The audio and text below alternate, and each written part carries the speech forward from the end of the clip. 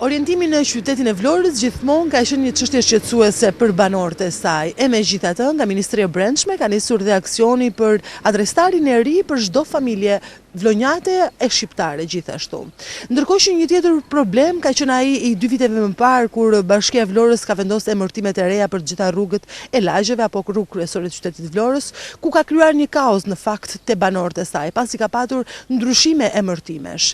E tjetër problem shqetësues e më madhor sigurisht që mbetet duplikimi i emrave të rrugës. Aktualisht ndodhemi në një prej rrugëve degëzim të rrugës së Centrales, me emërtimin e ri në fakt rruga Zenel Mura, edhe shikojmë që tabela tregon se kjo rrugë quhet rruga Kosova, ndërkohë që të gjithë e dimë se rruga Kosova njihet edhe aksi përgjatë universitetit në Skel.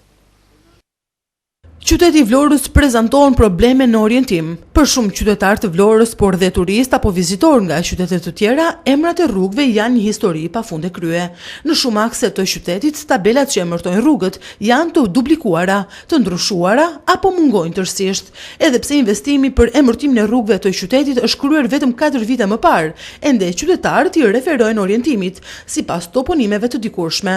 Nuk janë të pakta segmentet rrugore në qytet, të cilat edhe pse të ndodhura në zona të ndryshme të qytetit, mbajnë të njëjtin emër.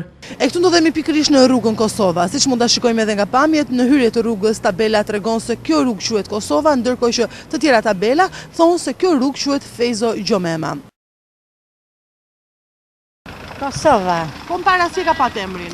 Nuk e di, mos të gënjej, nuk e di. Atëherë ju e dini që quhet Kosova apo e lexua tani atë? Po e di, e kisha parë dhe më para. E përpost mbi vendosjes së emërtimeve, një tjetër problem shqetësues është ai i mungesës së tabelave në shumë akse. Vjedhja e tyre, si dhe mosvendësimi nga ana e pushtetit lokal, ka shkaktuar mundim në radhë të qytetarëve, të cilët nuk dinë të përcaktojnë qartësisht vendbanimin e tyre. Vlora, edhe pse një qytet me një potencial të madh turistik, ngelet ende një qytet në kaos sa i përket adresave.